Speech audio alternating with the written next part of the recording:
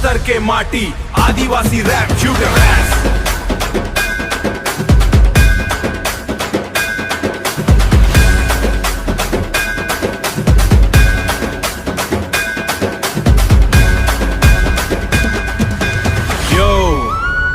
छत्तीसगढ़ के जंगल ले आवाज उठते, बस्तर के माटी आदिवासी राज। DJ beat drop. मोर धरती बस्तर हरियर जंगल राज, मांदर के थाप मन धड़के मोर आवाज। मुरिया गोंड के पहचान भारी, संस्कृति मोर नहीं बिके बाजार में प्यारी। दंतेश्वरी माई के आशीर्वाद संग, नाचा गमत गूंजे बजे ढोल मांदर रंग। गेंडी चढ़ के नाचे गौर नाचा के सान, आदिवासी जिंदगी मोर असली पहचान। हाट बाजार में दिखे रंग हजार, महुआ के खुशबू सल्फी के बहार।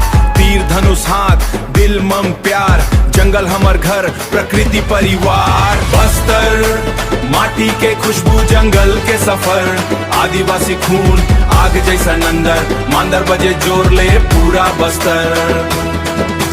बस्तर लोक कला हमर असली पावर, संस्कृति बचाना है हमर जवाबदारी। छत्तीसगढ़िया हाट आदिवासी स्टोरी। चित्रकोट झरना जैसे सपना देखा है, कांगेर घाटी सुंदरता दुनिया ला लजाए। डोकरा कला बेल मेटल के नाम, बस्तर के कलाकार करे दुनिया में काम।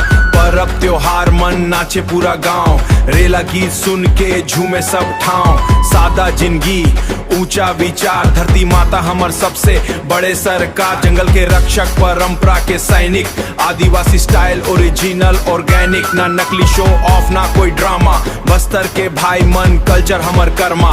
बस्तर